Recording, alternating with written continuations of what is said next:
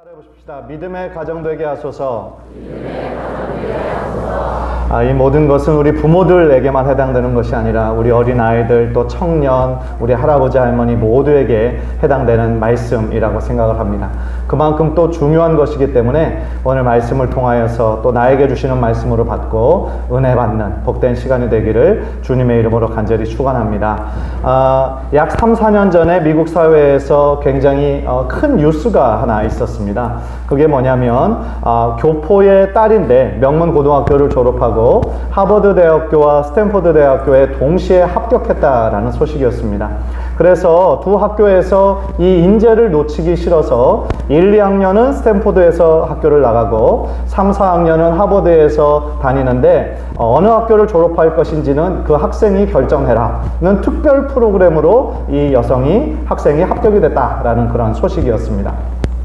그래서 페이스북에 저커버그가 이 소식을 듣고 그 학생에게 전화해서 졸업을 하면 나하고 같이 일하자, 이렇게 제안을 할 정도로 아주 뛰어난 그런 학생이라고 미국 그 교포 사회에서 막 신문으로 또 뉴스로 대거특필을 했던 적이 있었습니다.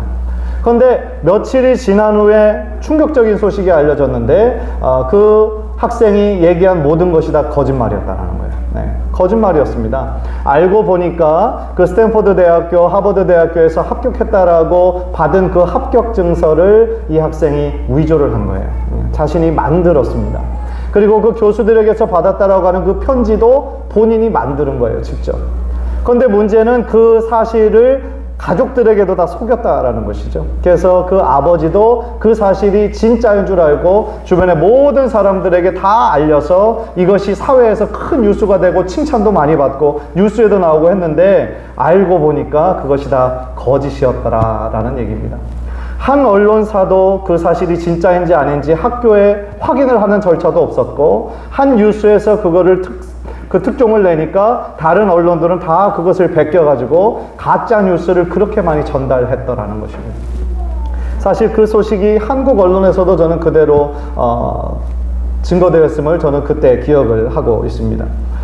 중요한 것은 왜 그 똑똑한 소녀인데 명문고등학교를 졸업한 그 교포 소녀가 왜 그런 거짓말을 했을까라는 겁니다. 그런데 많은 전문가들이 뭐라고 얘기하냐면 그 부모의 자녀가 명문대 들어가기를 원하는 과도한 집착이 그 자녀로 하여금 큰 스트레스를 받아서 이러한 거짓을 행하게 했다라는 데 결론에 다다랐어요. 그래서 그 아버지도 나중에 그 사실을 알게 된 이후에 뭐라고 얘기했냐면 다 내 잘못이다.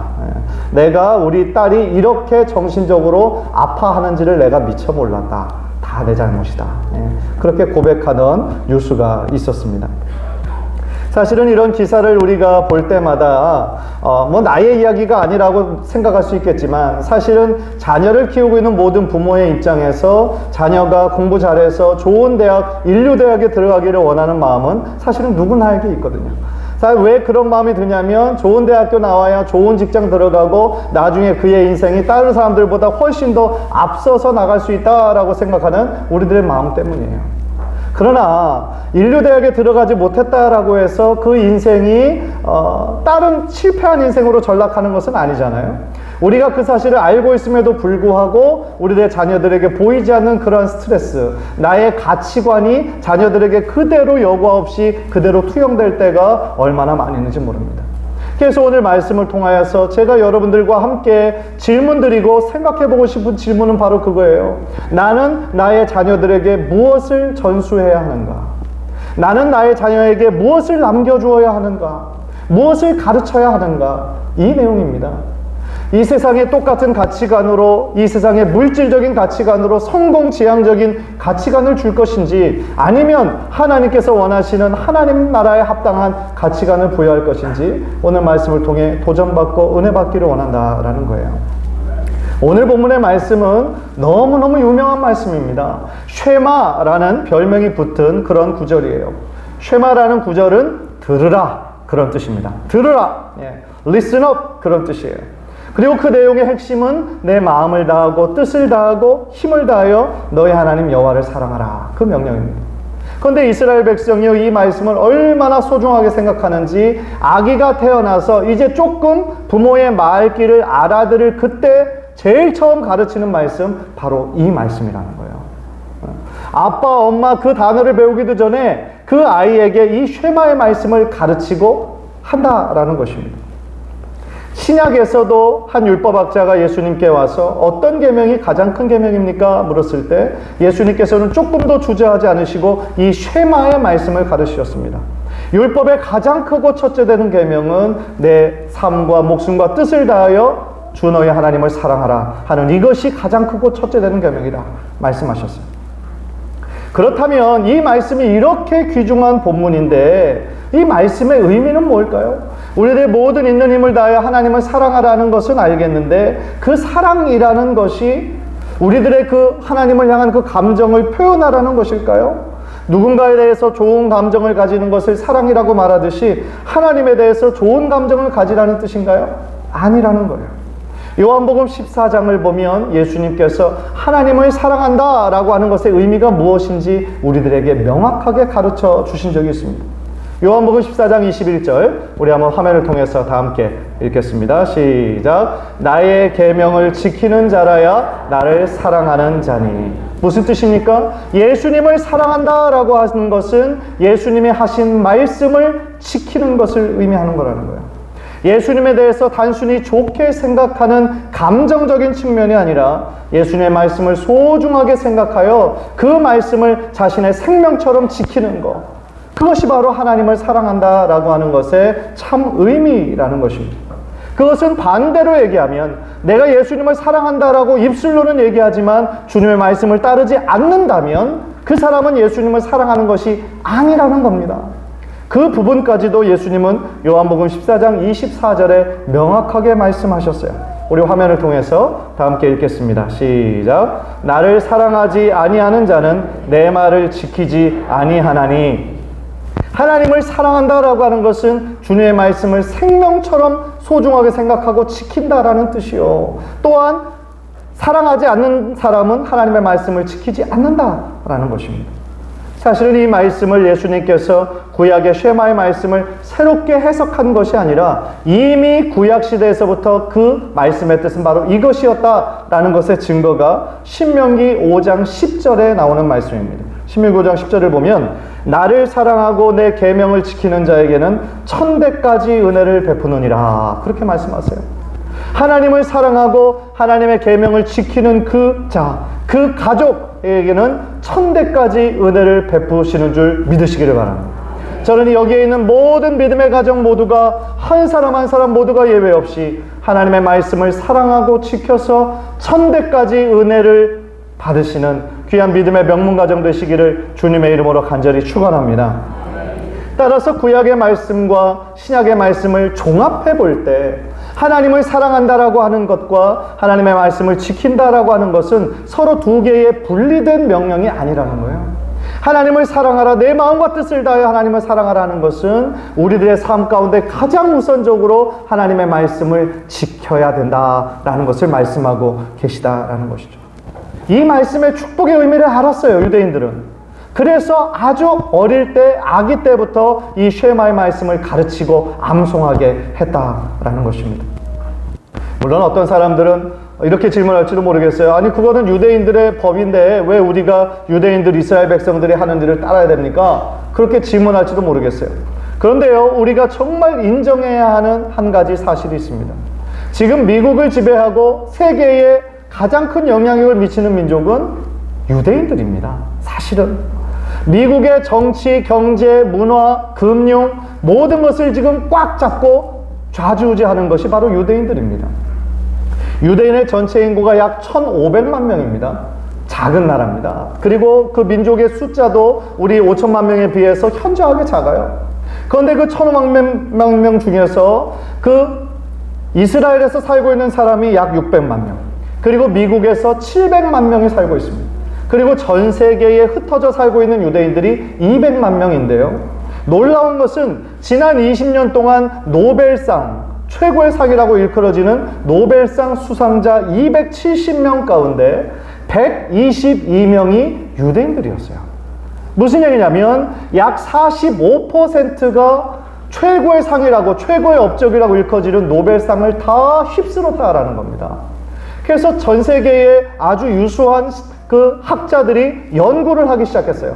왜냐하면 유독 작은 민족, 작은 나라인 이스라엘에서 어쩌면 이렇게 노벨상을 다 휩쓸다시피 할 수 있는가? 그 비결은 무엇인가?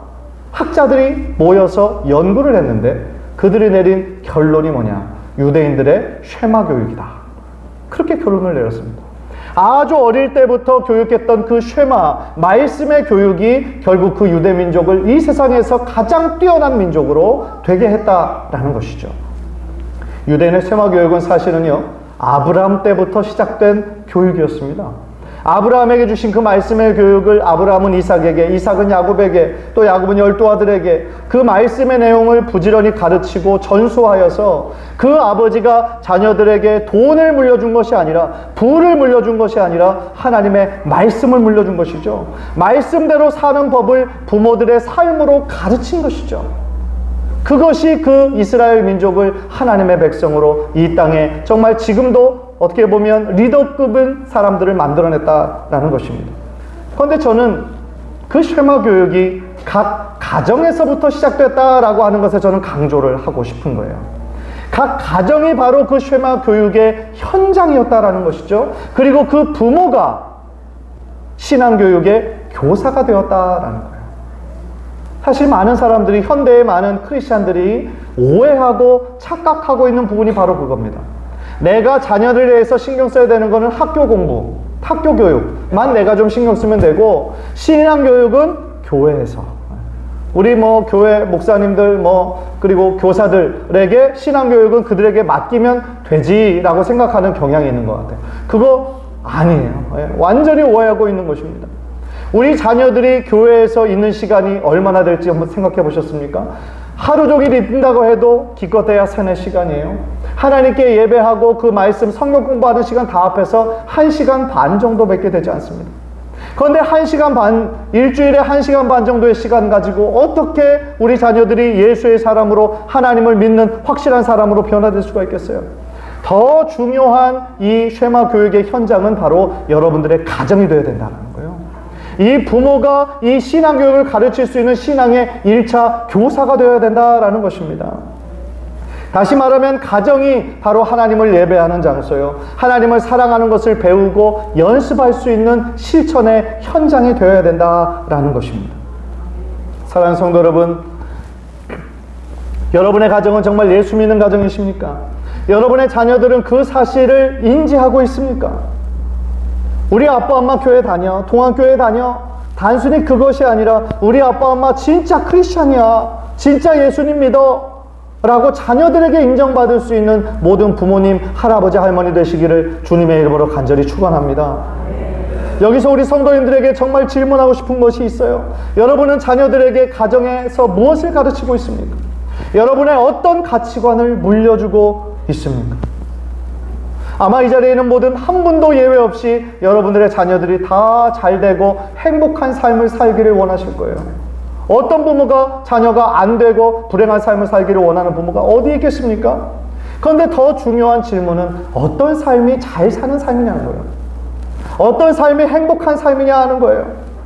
오늘 본문의 쉐마의 말씀은 우리들의 마음과 뜻과 힘을 다하여 하나님을 사랑하고 하나님의 말씀대로 지키는 것, 그것이 바로 우리 모든 인생의 본분이요, 그 삶을 따를 때 우리들의 인생이 가장 복된 인생이고 하나님 앞에 칭찬받는 인생이 될 줄 믿습니다.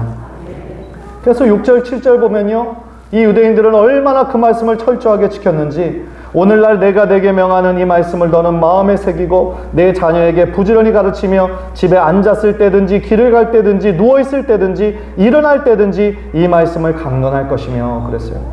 무엇을 하든지 자녀들에게 하나님의 말씀을 가르치고 무엇보다도 그 말씀대로 살아갈 수 있도록 노력해야 된다. 그 말씀인 거죠. 생각해 보세요. 부모가 그렇게 실천하지도 않으면서 자녀들에게 공부해라, 이렇게 해라 라고 하면 자녀들이 그 말에 설득력이 있겠습니까? 그 말씀의 9절의 제일 처음을 보면 오늘 내가 내게 명하는 이 말씀을 너는 마음에 새기고 자녀에게 가르치기 전에 먼저 우리가 기억해야 하는 건 뭡니까? 하나님의 그 말씀을 우리의 마음에 새기는 것부터가 먼저라는 거예요. 부모가 신앙이 없고 하나님을 사랑하는 모습을 보여주지 않는다면 어떻게 자녀가 하나님을 사랑하는 법을 배우겠냐는 거죠. 많은 연구가들이 그런 얘기를 합니다. 우리 자녀들이 하나님에 대해서 배우기 시작하는 것이, 하나님에 대해서 상상하는 것이 부모의 모습을 통하여 상상하게 된다는 거예요. 부모가 하나님을 사랑하는 모습을 통해서 이렇게 하나님을 섬기는 거구나, 이렇게 하나님을 사랑하는 거구나 라는 것을 배우게 된다라는 겁니다. 원하든 원하지 않든 여러분들은 지금 하나님의 통로로서 자녀들에게 비춰지고 있다라는 겁니다. 따라서 저는 한 가지만을 제안을 하고 말씀을 마치려고 그래요. 따라서 우리 가정이 예수 믿는 가정이고 또한 하나님을 사랑하는 가정이고 하나님의 말씀대로 지키는 가정이라는 것을 자녀들에게 가르치는 가장 좋은 방법은 일주일에 한 번이라도 가정 예배를 드리는 거예요. 가정이 함께 모여서 우리 가정, 하나님 믿는 가정이라는 것을 찬양함으로, 기도함으로, 하나님의 말씀을 함께 읽음으로 말미암아 자녀들에게 그 자리를 가르치는 거예요. 그래서 언제는 바쁘고 분주할 때 있잖아요. 그때 안 드리고 싶어도 자녀들이 오늘 우리 예배 안 해요? 이렇게까지 할 정도가 돼야 그 가정이 정말 하나님 기뻐하시는 믿음의 가정으로 변화될 줄 믿습니다. 따라서요, 우리들 모두가 하나님께서 여러분들 가정에 세우신 거룩한 제사장들입니다. 영적인 제사장들이에요. 그 증거가 베드로전서 2장 9절에 나오죠. 베드로전서 2장 9절, 우리 화면을 보면서 다 함께 한번 읽겠습니다. 시작. 너희는 택하신 족속이요 왕같은 제사장들이요 거룩한 나라요 그의 소유가 된 백성이니. 한번 따라해 봅시다. 나는 왕같은 제사장입니다. 모든 아버지들만 해봅시다. 나는 왕같은 제사장입니다. 예. 하나님께서 아버지들에게 자녀들을 축복할 수 있는, 아내를 축복할 수 있는 축복권을 주셨어요. 그 사실을 우리가 기억해서 아내를 위해서, 자녀들을 위해서 축복하고 안수하며 기도하는 영적인 모든 아버지들 되시기를 주님의 이름으로 간절히 축원합니다. 아직 남편이, 아버지가 교회를 다니지 않는 가정도 있을 거예요. 그런 분들은 믿음에 먼저 된 아내가 더욱더 지혜를 구하면서 하나님께 기도하며 남편이 돌아오기를 위해서 기도할 때 그 가정에도 하나님의 구원의 역사가 임하게 될 줄 믿습니다.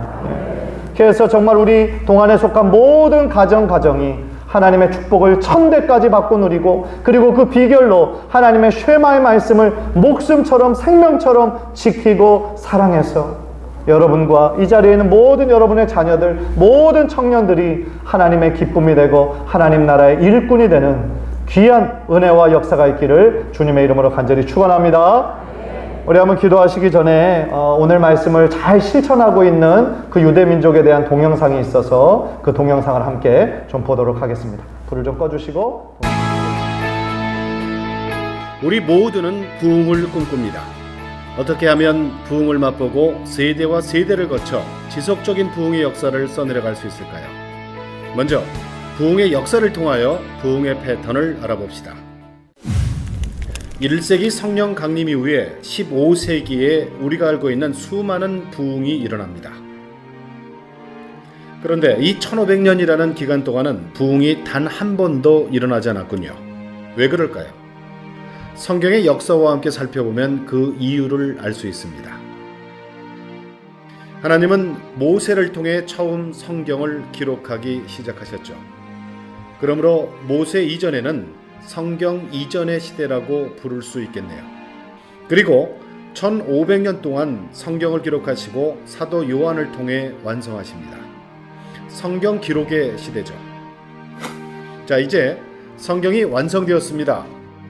그러나 성경 한 권의 가격이 현지 시세로 7만 달러였기 때문에 하나님의 말씀을 아무나 읽을 수는 없었습니다. 하나님의 말씀이 기록되어 있음에도 불구하고 사람들에 의해 읽혀지지 못했던 성경 암흑의 시대였습니다. 그러나 감사하게도 15세기 구텐베르크 인쇄술의 발명으로 성경이 대량으로 인쇄되고 배포되기 시작합니다. 드디어 누구나 하나님 말씀을 읽고 들을 수 있는 시대가 왔네요. 이렇게 사람들이 성경을 직접 읽기 시작하면서 세계 도처에서 대부흥이 일어나기 시작합니다. 자, 부흥의 패턴을 눈치채셨습니까? 그렇습니다. 하나님께서는 그 백성이 말씀을 읽을 때에 부흥을 허락하셨습니다. 성령님께서는 말씀을 제대로 일하시기 때문에 우리 마음 안에 하나님 말씀, 즉 장작이 없으면 부흥의 불길이 타오를 수 없는 것이죠. 그런데 사실 지금까지 일어났던 부흥에는 공통적으로 큰 약점이 있었습니다. 부흥의 역사를 다시 보도록 하죠.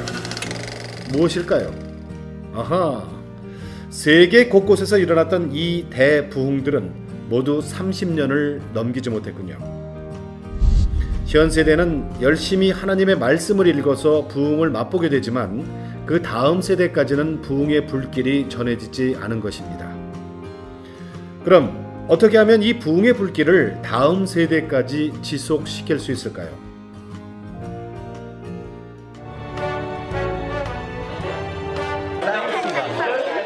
아버지와 아들이 짝을 지어 이토록 열심히 공부하는 것은 바로 탈무드. 이 탈무드에 대한 유태인들의 열의는 대단했다. If I don't educate the children, who's going to educate my children? We want to give over this value to the children. You know what's going on in the world. You know the problems. And if we don't teach them, they're going to pick it off the street. 6명의 아들을 둔 나크먼 씨. 유태인들은 산하 제한을 하지 않아 자녀가 많은데 탈무드 교육은 1:1이 원칙. 앞으로 5명을 더 가르쳐야 한다.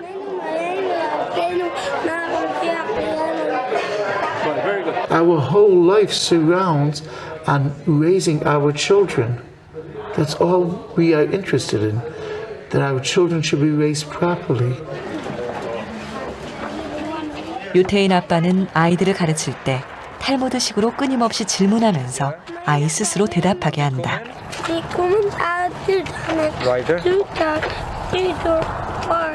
아이가 말썽을 피울 때에도 소리 지르며 혼내기보단 질문을 하면서 아이 스스로 자신의 문제점을 입으로 시인하고 깨닫도록 유도하는데, 그러다 보면 문제 행동이 자연스럽게 사라진다고 한다. 이런 탈무드 교육은 집에서도 계속된다.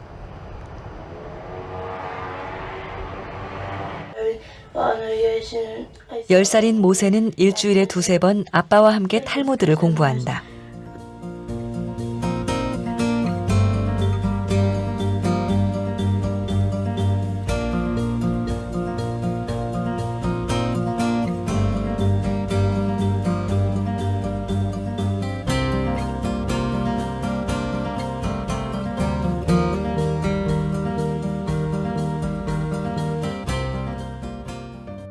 오늘날 교회는 한 어른을 가르치고 그 어른이 다른 어른을 제자화하는 것에 중점을 둡니다.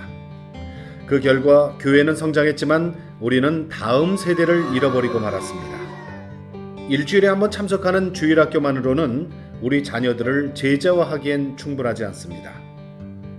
부모가 그의 자녀를 제자화하지 않는다면 자녀들은 길거리에서 세상의 가치들을 배우게 될 것입니다. 교회는 부모를 가르치고, 부모는 그의 자녀를 가르치고, 그의 자녀는 또 그의 자녀를 가르치는 것으로 하나님께서 허락하신 첫 번째 교회의 가정이 굳건히 세워지고 세상으로 나아가야 합니다. 우리는 이제 하나님 말씀을 읽으면 하나님께서 부흥을 허락해 주시는 것과 그 부흥을 지속시키시기 위해서는 부모가 자녀를 말씀으로 제자화해야 한다는 것을 알았습니다. 성경 읽기, 자녀 제자화, 쉽지 않아 보이는 현실이군요. 이 두 가지 모두를 쉽고 재미있게 해결할 수 있는 거 어디 없을까요? What time is it right now? It's Bible time. 바이블 타임은 부모의 성경 읽기뿐 아니라 구체적이고 실용적이며 쉬운 방법으로 자녀의 제자화를 가능케 합니다. 여러분, 부흥을 소망하시나요? 우선 우리부터 말씀으로 영혼의 장작을 쌓고 그 말씀을 부지런히 자녀에게 가르쳐 봅시다. 그리고 나서 그 장작 위에 부흥의 불꽃을 밝혀주실 주님을 기대해 보는 건 어떨까요?